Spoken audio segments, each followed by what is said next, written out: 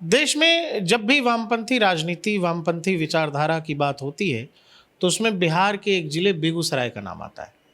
बेगूसराय को छोटा लेनिनग्राद भी कहते हैं, लिटिल मॉस्को भी कहा जाता है। वो वामपंथी विचारधारा और वामपंथ की राजनीति की एक धुरी बिहार के अंदर बेगूसराय लंबे वक्त तक रहा। हाल फिलहाल में इसमें उतार चढ़ाव भी रहा है। हमारे साथ बिहार के लेफ्ट के अगर वाम चेहरों में अगर आप देखें तो सबसे सीनियर लीडर शत्रुघ्न प्रसाद सिंह जी हैं। फॉर्मर एमपी हैं, 2 बार के। आज़ादी के पूर्व इनका जन्म है, तो आप ये समझिए इन्होंने देश के कितने सारे प्रधानमंत्रियों को अपने सामने देखा होगा, देश की संसद में जब रहे होंगे। सर बहुत शुक्रिया डीएनपी इंडिया के साथ। धन्यवाद आपको। सर हम लोग तो मतलब कुछ भी नहीं है आपके ज्ञान और आपके तजुर्बे के सामने, लेकिन हम ये समझना चाहते हैं कि बेगूसराय को वामपंथ की धुरी क्यों कहा गया? बेगूसराय ने ऐसा क्या दिया वामपंथी राजनीति को? दूसरा, जो अब हम उतार चढ़ाव जो देख रहे हैं बेगूसराय के अंदर, एक तरह का की जो टकराव की स्थिति कह लीजिए, या वामपंथी विचारधारा के अंदर जो लोगों को जो समझ होनी चाहिए वो समझ नहीं है क्या, या क्या बदलाव आया है, या दौर बदल गया है? देखिए, भारतीय कम्युनिस्ट पार्टी का जन्म बेगूसराय में भूमि संघर्ष की कोख से हुआ है।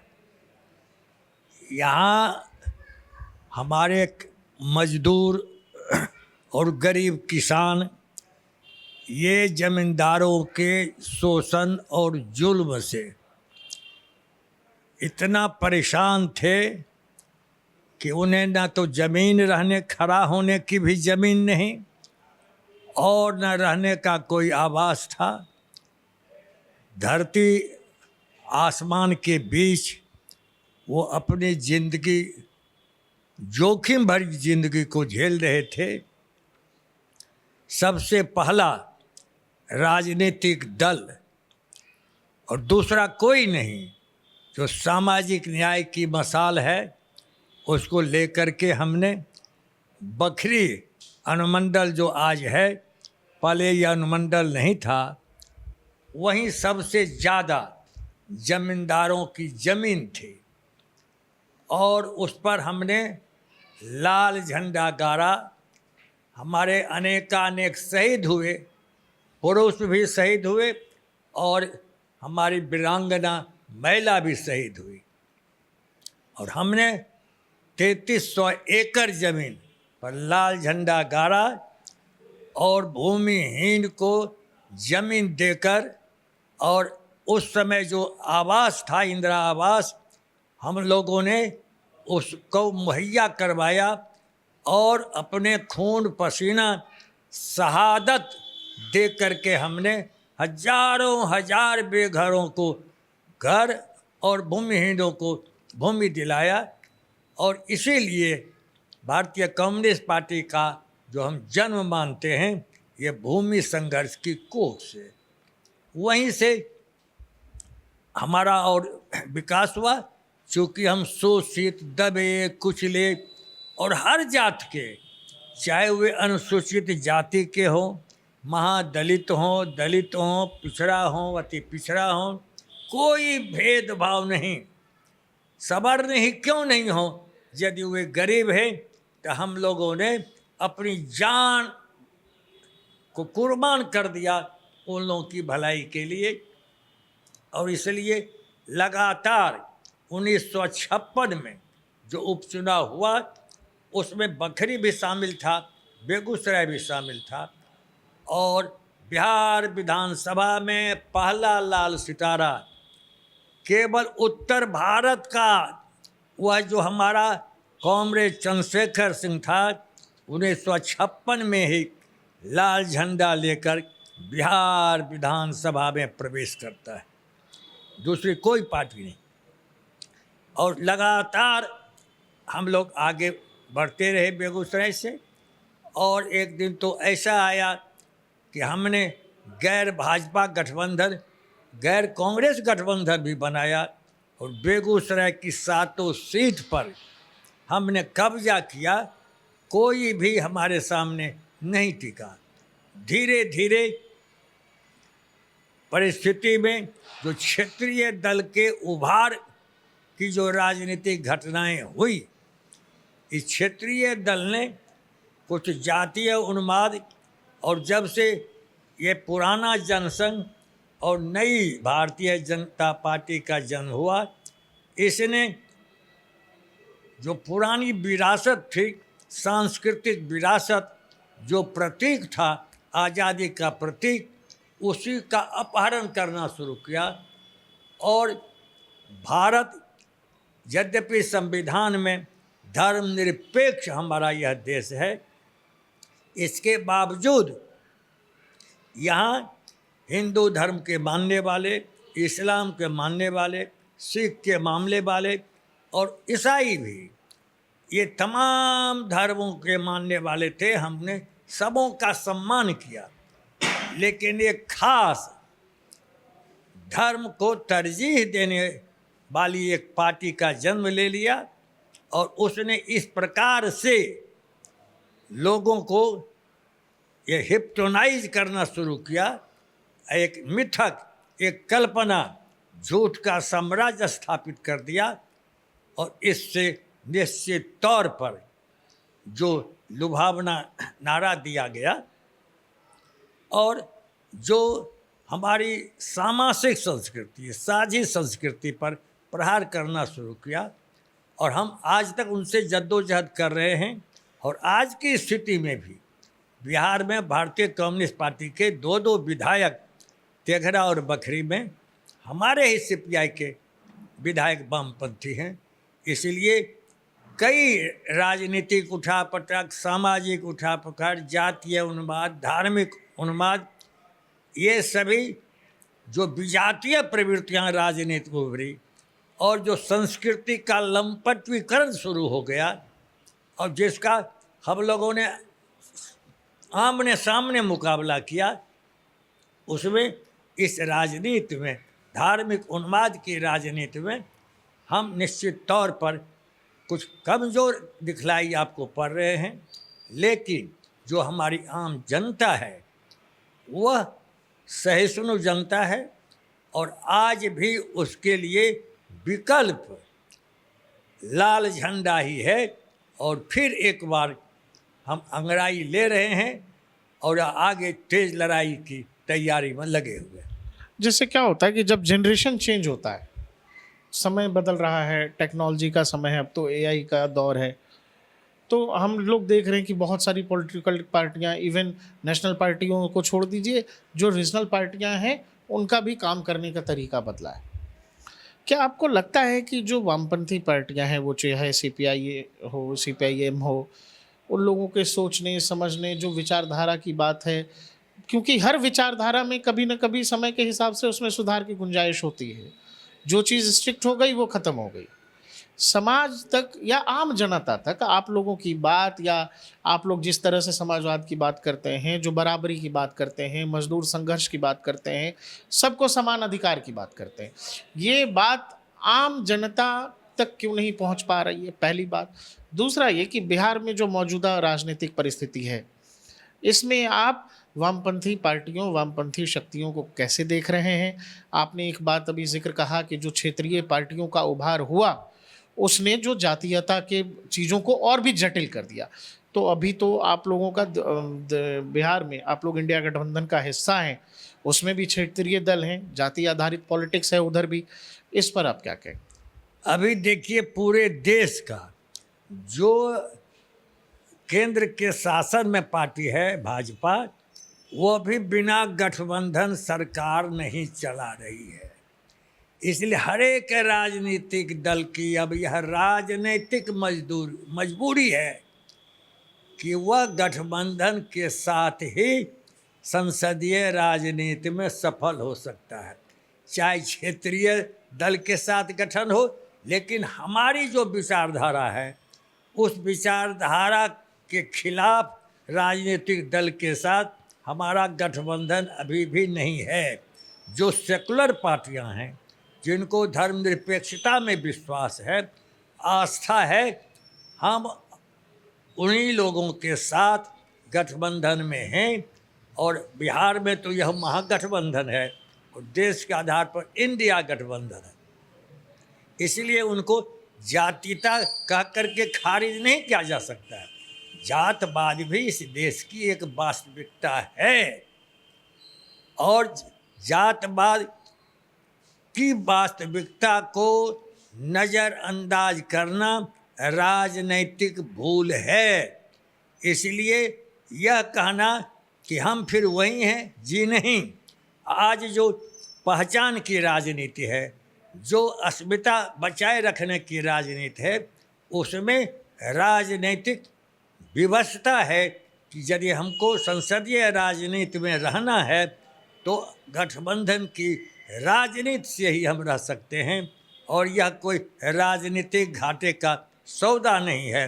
इस बार जो मोर्चा है पूरे देश का मोर्चा, अभी आप देख रहे हैं राहुल गांधी की रहनुमाई में पूरे देश का जो इंडिया गठबंधन का जो कारवां चल रहा है, लाख लाख की संख्या में, यह निश्चित तौर पर निर्णायक राजनीतिक युद्ध में तब्दील होगा। सर, जैसे हम लोग जो ग्राउंड पे घूम रहे हैं, जैसे कोई बड़ी बात होती है, कुछ बड़ी आफत होती है तो आदमी को ग्राउंड पे दिख जाता है।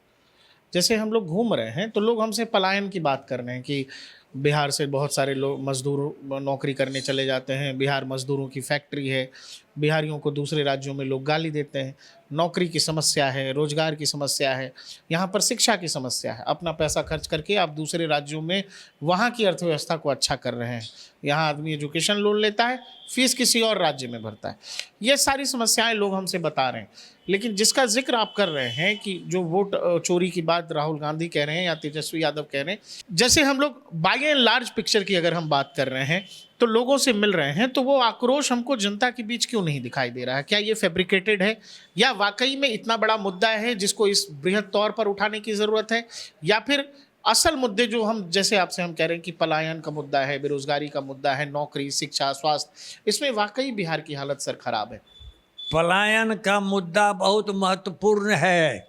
यह भी इंडिया गठबंधन का एजेंडा, महत्वपूर्ण राजनीतिक एजेंडा है। आपने तेजस्वी यादव के भाषण या राहुल जी के भाषण, अन्य नेताओं के भाषण में आपने देखा होगा कि बिहार में सबसे ज़्यादा पलायन है और इसका एकमात्र कारण है लगातार 20-21 साल की जो सरकार रही है मुख्यमंत्री की पलटनिया के बावजूद उन्होंने औद्योगिक विकास नहीं किया। जब तक सस्टेनेबल इंडस्ट्री खड़ा नहीं होगा, टिकाऊ उद्योग खड़ा नहीं होगा, रोजगार पैदा करने वाला उद्योग खड़ा नहीं होगा, तब तक पलायन रहेगा।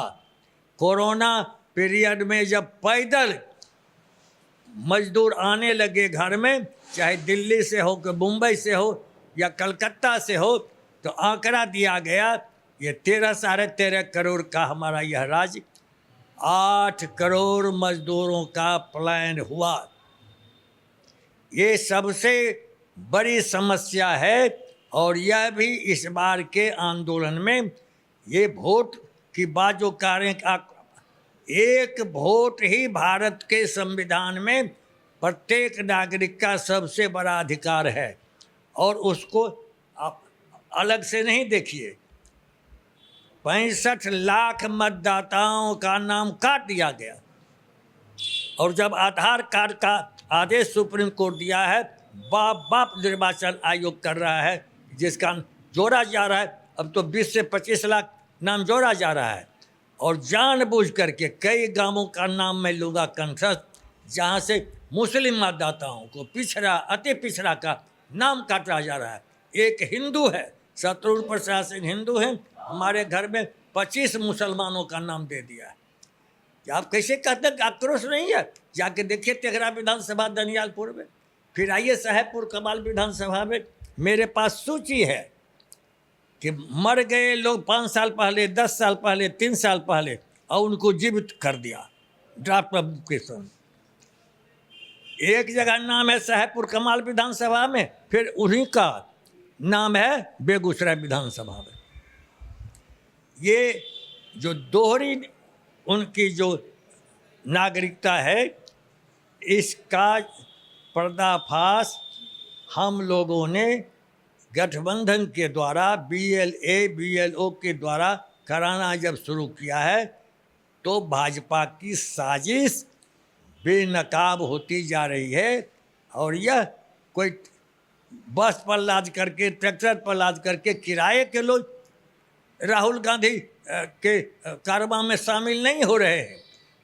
खास करके नौजवानों का जो गुस्सा आप देखेंगे, उनके जुलूस में जा कर के देखेंगे, या 11 को आइए गांधी मैदान पटना में लाखों लाख का जो मजमा जुटेगा, केवल उसी के लिए नहीं आएगा, वो रोजगार के लिए भी आएगा, वो पलायन के खिलाफ अपनी आवाज़ बुलंद करने आएगा। और भारत के संविधान में भीमराव बाबा अम्बेडकर ने जो भारतीय संविधान के अनुच्छेद 326 में वयस्क मताधिकार दिया है, उसको छीनने का जो दुष्प्रयास कर रहा है, उसके आक्रोश में भी भीड़ जुटेगी। और ये पलायन, बेरोजगारी, महंगाई, भ्रष्टाचार और मतदाता के अधिकार की रक्षा, यही प्रमुख एजेंडा है। इसको मान करके चलिए और यह अभियान चलता रहेगा। इलेक्शन कमीशन ये कह रहा है सर कि सुप्रीम कोर्ट में भी उन लोगों ने कहा कि ये तो कोई फाइनल ड्राफ्ट है नहीं, इसमें सुधार के लिए हमने अगली 1 तारीख तक का समय दिया है। राजनीतिक दल के जो BLOs हैं, इन्होंने क्यों नहीं वहाँ पर आपत्ति दर्ज कराई है अभी तक। राजनीतिक दलों से ये भी कहा जा रहा है कि आप जो आरोप लगा रहे हैं उसके लिए एफिडेविट लिख दीजिए। उस पर भी राहुल गांधी एफिडेविट लिखने को तैयार नहीं है।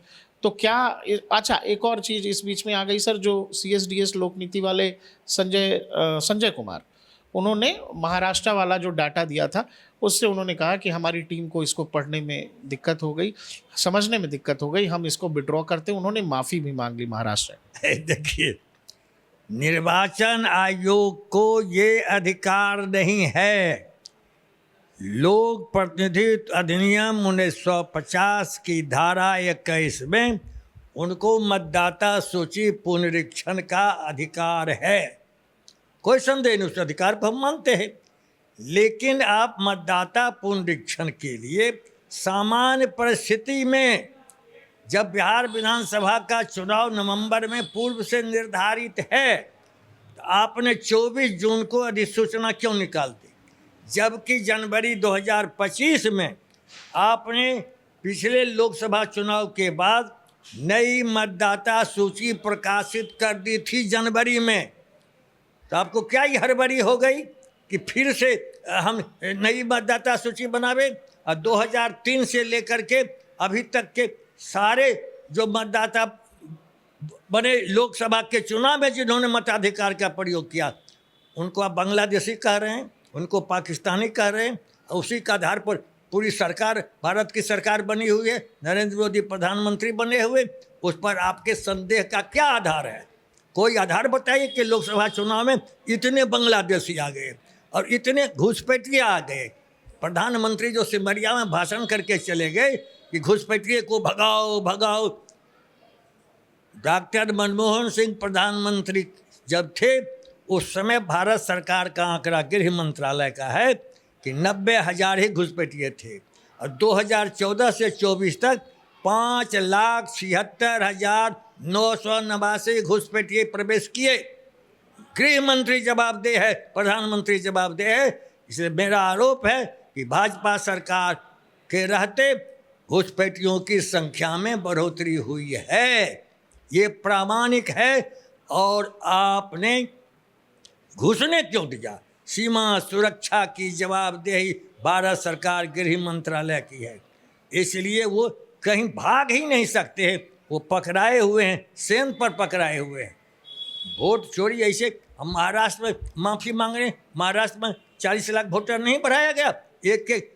जब हम बिहार विधानसभा में देखते हैं कि एक घर में 5 मतदाता और उसमें 55 गो का नाम दे दिया। मुजफ्फरपुर में 269 मतदाता एक घर में रख दिया। अभी जो बिहार विधानसभा के बेगूसराय और साहेबपुर कमाल में जोड़ करके देखिए तो एक मतदाता 4 जगह 5 जगह बनवा रहे हैं, और मुस्लिम मतदाताओं का नाम आप कटवा रहे हैं। हिंदू मतदाता 2 जगह हैं 3 जगह हैं, उनका नाम नहीं कटवा रहे हैं।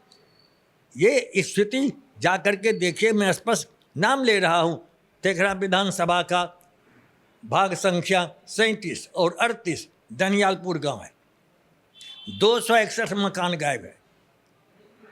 और जो हमारे खास करके मुस्लिम मतदाता हैं, उनके नामों को, पिता का नाम यहाँ है तो उनकी बीवी का नाम 5 किलोमीटर के बाद है, उनके भाई का नाम 10 किलोमीटर के आगे है। ये क्या बताता है? आप इसी तरह से दिल्ली में आपने किया था, किलोमीटर 10 किलोमीटर 12 किलोमीटर जा करके चेंज कर दिया। और नए मतदाता, दिल्ली हरियाणा महाराष्ट्र में तो नए मतदाताओं का नाम जोड़ा, अब बिहार में 65 लाख मतदाताओं को काटा। कैसे काट दिया आपने? आपने लिख दिया नॉट रिकमेंडेड। सुप्रीम कोर्ट ने कहा है यह इरएलिवेंट है। What is this? Not recommended. आपने अनुशंसा नहीं की। क्यों नहीं अनुशंसा की? जब आपने कहा कि 2003 में जो मतदाता बन गए उनको किसी प्रकार के दस्तावेज की जरूरत नहीं है, फिर आप नए मतदाता बनाने के लिए 11 विकल्प मांग दिए। और क्या कहते हैं? 1-2। क्या 1-2? कम से कम आवासीय प्रमाण पत्र दो। भारत के निर्वाचन आयोग को यह पता नहीं है कि आवासीय प्रमाण पत्र तभी बनेगा जब आप अपना आधार कार्ड दिखलाइएगा। जब आधार कार्ड के आधार पर आवासीय प्रमाण पत्र बनता है, तो आपने क्यों नहीं शुरू में आधार कार्ड की मान्यता दे दी? ये वोट के अधिकार से वंचित करने का आपने ये कलंक का टीका लगाया है। क्या कहेगा कि माफ़ी मांग ली, गलती हो गई महाराष्ट्र में। संजय कुमार आप FIR पे हैं, अजीत अंजुम आए थे, उसी साहेबपुर कमाल बलिया में, उन्होंने जो देखा कि दस्तखत कर रहा है पुराने वोटर लिस्ट लेकर के, BLO मतदाता के नाम के जगह हस्ताक्षर मतदाता वही कर रहा है, और उसी का फोटो दिखाया। अजीत अंजुम पत्रकार पर FIR कर दिया। यहाँ के पुलिस प्रशासन ने कई लोगों पर, तेजस्वी यादव पर हो रहा है, राहुल जी पर हो रहा है, इसके लिए कोई चिंता का नहीं है। लेकिन इस बार 52 से चुनाव हो रहा है, इतना हंगामा इसी बार क्यों हुआ? इसका हमको जवाब चाहिए। मैं तो यही कह रहा हूँ, बार बार हर एक चुनाव के पहले या नहीं भी चुनाव रहता है तो भारत के प्रत्येक नागरिक को यह अधिकार है कि अपना नाम जोड़े, अपने नाम में कोई गलती में संशोधन करावे। ये हमारे जिला मंत्री अवधेश कुमार राय पूर्व विधायक है, उनको एक पुराना EPIC नंबर था, एक नया दे दिया। आप अपने मन से क्यों हमारा EPIC नंबर चेंज कर दिए? यही तेजस्वी यादव पर आरोप लगाया, यही विजय कुमार सिन्हा जो उप मुख्यमंत्री हैं उस पर आरोप लगाया। आपकी जवाबदेही है, जो हमारा पुराना EPIC नंबर था, who are you to change without my permission? ये सारी घटनाएं घटी हैं। आप जाएंगे इसके विस्तार में तो लगेगा कि कैसा कैसा ये डायरेक्शन दिया है। अभी डायरेक्शन दिया है कि धड़ल्ले से काटो, नया नाम जुड़ भी रहा है, नया काटते चला जा रहा है। इसीलिए इस 2025 के चुनाव में मतदाता सूची से जो वोट के अधिकार को आप छीन रहे हैं, यह प्रमुख मुद्दा होगा। पलायन दूसरा मुद्दा होगा, बेरोजगारी तीसरी, और राज्य में जो अपराध और भ्रष्टाचार बढ़ रहे हैं, यह भी प्रमुख एजेंडा। सर, अभी जो राहुल गांधी लगातार प्रेस कॉन्फ्रेंस भी कर रहे हैं वोट चोरी पर, तो बहुत सारे लोगों से भी मिल रहे हैं, बहुत सारे लोग आ रहे हैं जिसमें वो दावा कर रहे हैं कि हमारा नाम नहीं है, हमारा नाम कट गया। लेकिन दिक्कत ये हो रही है कि अगले कुछ घंटों बाद या 2 दिन बाद वही लोग फिर वापस आके ये कह रहे हैं कि जी फलाने पार्टी के कार्यकर्ता आए थे, हमसे ये बोला गया कि राहुल जी के सामने ये बोलना है कि वोटर ID में नाम कट गया है, जबकि वोटर लिस्ट में नाम है। 1-2 ऐसे हैं। बजाते अजीत अंजुम ने रामकिशोर पासवान फुलबाड़ी शरीफ में सरकारी चौकीदार है, उनका भी मृतक में नाम दे दिया, उनकी पत्नी का भी दे दिया। उसका बयान है, एक महिला ने बयान दिया है। लेकिन हमारे पास तो है लिस्ट। कारण गांव सदानंदपुर 10 आदमी मरा हुआ का जिंदाबंद नाम है, छोड़िए ना। और जब मर गया तो यहाँ धरती पर कहाँ है? आज जो जिंदा है उसको मार रहा है। इसीलिए ये भी घटना घटी है, घटेगी। कहते रहे ये झूठ का साम्राज्य चला रहा है। अरे जवाबदेही आपकी है और शिकायत की है। मैंने 15 शिकायत लिखित की है, किसी का जवाब नहीं आया। मेरे पूर्व विधायक जिला मंत्री ने 17-18 शिकायत की, किसी का जवाब नहीं आया। क्या कहेगा कि अभी तक 2 को शिकायत। और जो निरक्षर है आपसे पूछते हैं वो कैसे फॉर्म भरेगा, वो कैसे शिकायत करेगा? उसको ये मोबाइल है उसके पास? चुनाव चिन्ह पर जो बटन दाबते हैं, क्यों नाम क्यों नहीं देते हैं सदन प्रसाद सिंह फोटो? ये निर्वाचन आयोग की जब स्थापना हुई तो स्वतंत्र चुनाव चिन्ह, किसी को हाथ छाप, किसी को फूल छाप, किसी को दिया छाप, किसी को हंसवा गहूम का है। वो जानता है कि इस देश के मतदाता अधिकांश निरक्षर हैं, ये लालटेन को पहचान जाएंगे। अब मेरा फोटो देख के नहीं पहचानेगा कि यही शत्रुघ्न बाबू है, देखा ही नहीं होगा। 5 साल के बाद जाएंगे वोट मांगने तो कहीं, लेकिन चुनाव चिन्ह देखेगा कि कम्युनिस्ट पार्टी वाला हंसुआ गेहूं की बाली है, बटन दाब देगा। तो जब अधिकांश जनता को, अधिकांश मतदाताओं को आप निरक्षर समझते हैं और चुनाव चिन्ह पर ही वोट डालते, अमेरिका में चुनाव चिन्ह पर वोट नहीं होता है, तब आप कैसे उम्मीद करते हैं कि फॉर्म 6 भर देगा और कंप्लेन कर देगा, फॉर्म 7 भर देगा, फॉर्म 8 भर देगा? ये कल्पना करना फिजूल है। लिख दिया मैट्रिक पास, यानी बिहार के सभी मतदाताओं के बारे में आप समझते हैं कि सब मैट्रिक पास है। गजब हालचाल है। पासपोर्ट दीजिए, यानी सब विदेश यात्रा करता है, पासपोर्ट मांग रहा है। किस दिमाग में ये बात आ गई, हमको ताज्जुब लगता है। इसलिए सुप्रीम कोर्ट ने देर से ही सही आधार कार्ड की मान्यता दी है। अब देखिए 4 दिन, 1 को तो प्रकाशन हो जाएगा, फिर तिथि बढ़ाना ही पड़ेगा सुप्रीम कोर्ट को। इतनी जल्दी वो नहीं नाम जोड़ा जा सकता है। सर, बेगूसराय में वामपंथ खत्म कर रहे हैं, वामपंथी राजनीति के लिहाज से एक बड़ा नाम, मतलब जेएनयू से चल करके यहाँ लोकसभा चुनाव लड़ने के लिए आए थे, उसमें जो सहयोग मिलना चाहिए था वामपंथी दलों को, वो बिहार की ही पार्टियों ने वो सहयोग नहीं किया। बाद में वो उस उभरते चेहरे को जो है दूसरी पॉलिटिकल पार्टी में जाना पड़ा। जो विद्यार्थी वामपंथ को पढ़ना समझना चाहते हैं और उस तरफ आकर्षित होते हैं, उसमें पहले जैसी बात नहीं रह गई। आज से 10 साल पहले जब मैं दिल्ली नोएडा गया था, तो जब हम लोग उस तरफ बढ़ते थे, आईएमसी की तरफ, जेएनयू की तरफ, तो एक बड़ा वर्ग था छात्रों का जो वामपंथी राजनीति से बहुत प्रभावित होता था। लेकिन अब वो दौर मैं देख रहा हूँ कि जहाँ वामपंथी पार्टियाँ जो हैं युवाओं को अपनी तरफ आकर्षित नहीं कर पा रही हैं। क्या आपको ऐसा लग रहा है कि इस बात में दम है? नहीं, आंशिक। हमारा जो ऑल इंडिया यूथ फेडरेशन है या ऑल इंडिया जो स्टूडेंट फेडरेशन है, आपको हम याद दिला दें कि ये पहले वयस्क मताधिकार के लिए 21 साल था निर्धारित, बाद में 18 वर्ष। किसने करवाया? राजीव गांधी थे प्रधानमंत्री। ऑल इंडिया यूथ फेडरेशन का 1 लाख से ज़्यादा नौजवानों का जुलूस बोट क्लब पर निकला। अब न रामलीला मैदान और जंतर मंतर में है, उस समय यूथ का था और यूथ के उभार को देखा उस समय के प्रधानमंत्री ने, और उन्होंने संशोधन किया कि इनकी मांग है 21 वर्ष जो वयस्क मताधिकार है उसको 18 कीजिए, और 18 लिखा गया। अब आइए, जो पिछला चुनाव हुआ था 2019 में, हमारे साथ गठबंधन के लोग नहीं थे, राजद के तनवीर भी खड़ा हो गए थे। और इसीलिए जब वोट बढ़ जाएगा, खास करके जो हमारे साथ रहने वाली जनता थी उसमें बिखराव हो गया। तो बिखराव जब हो जाएगा, जो ही कई बार गठबंधन के बिना हम लड़े, हम लोकसभा नहीं पहुंच सके, तो इसी मुख्य कारण ये है। और आम लोगों का उभार था, लेकिन जब एक ही सेकुलर वोट यदि बंट जाएगा तो जो सेकुलर कैंडिडेट है एक को हारना ही पड़ेगा, और दूसरा कोई कारण नहीं।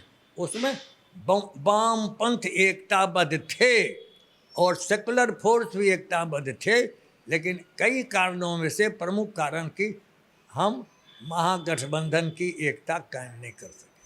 सर, एक अंतिम सवाल खत्म कर रहे हैं इसको। वामपंथी पार्टियों के साथ, वामपंथ विचार के साथ हमने देखा एक लंबे समय तक ज्योति बसु उसके बाद तक भी वामपंथ रहा। नाम बुद्धदेव भट्टाचार्य जी रहे वेस्ट बंगाल में, हमारे तो पिताजी वहाँ नौकरी करते थे। लंबे समय तक बंगाल में वामपंथी सरकारें रहीं, लेकिन अब वामपंथ का क्षय बंगाल में हो गया। बंगाल के साथ साथ देश के अलग अलग हिस्सों में भी। बिहार में आप लोगों ने बेगूसराय को, लोकसभा में तो खैर नहीं, लेकिन विधानसभा के स्तर पर जरूर 2 विधानसभा आप लोगों ने रखा हुआ है। इसके अलावा केरल, तो जो ऊपर की तरफ किसी भी पॉलिटिकल पार्टी या विचारधारा का जो ऊपरी रुझान होता है वो उस तरफ नहीं है, वो ढलान की तरफ है। इसका असल कारण आप क्या देखते हैं? आप लंबे समय से इस विचारधारा से जुड़े। निश्चित रूप से इसमें हम कमज़ोर हुए।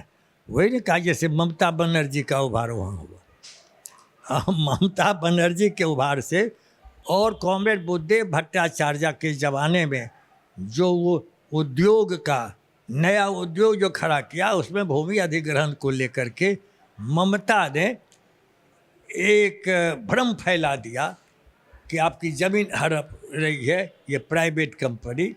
और बुद्धदेव भट्टाचार्य को सब लोगों ने समझाया कि ये जल्दीबाजी में कदम नहीं उठाया जाए। 35 साल तक लाल झंडे का शासन था पश्चिम में, 35 साल तक। और ज्योति बसु ऐसा ईमानदार बेदाग, उसी तरह से त्रिपुरा में हमारा सीपीएम का जो मुख्यमंत्री था, बेदाग, वो तो दाढ़ी अपने से बनाता था, बाल अपने से बनाता था, और सरकारी गाड़ी का इस्तेमाल अपनी पत्नी को भी नहीं करने देते।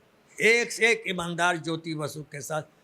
लेकिन कई कारण, कुछ धार्मिक कारण, वो जो जनून हो गया, और जो राजनीति का लंपटीकरण हो गया, और कुछ हमारी नीतियों में भी जो जनता को ग्राह्य नहीं कर सके, हम आकर्षित नहीं कर सके। ऑपरेशन बरगा चलाया था हमने पश्चिम बंगाल में, वहाँ जैसे बेगूसराय में चलाया, वहाँ ऑपरेशन बरगा चला करके शहरी गरीब लोगों को, भूमिहीनों को भी ज़मीन दी और बसाया। इतना बड़ा काम तो देश में किसी ने नहीं की, किसी बुर्जुआ पार्टी ने नहीं की। लेकिन अब फिर हमारी और जनता, केरल हो, पश्चिम बंगाल हो, उसका उभार हो रहा है। आपको हम आश्वस्त करते हैं कि आने वाला दिन हमारा है। हमारे साथ थे भूतपूर्व सांसद, वामपंथ का बड़ा चेहरा अगर आप देश में भी देखेंगे तो 2 बार के सांसद रहे हैं, शत्रुघ्न प्रसाद सिंह जी। बता रहे थे वामपंथी विचारधारा के भविष्य के बारे में, वर्तमान के बारे में, भूतकाल में भी जो कुछ हुआ उस पर वो बात कर रहे थे। बेगूसराय की राजनीति, बेगूसराय की कहानी भी आपने उनसे सुनी। एक सवाल है कि बिहार में इसी साल विधानसभा का चुनाव है, विधानसभा चुनाव में वामपंथी पार्टियों की क्या तैयारी है, उस पर भी सर ने हमें बताया। देखते रहिए DNP इंडिया, हर खबर भरोसे के साथ।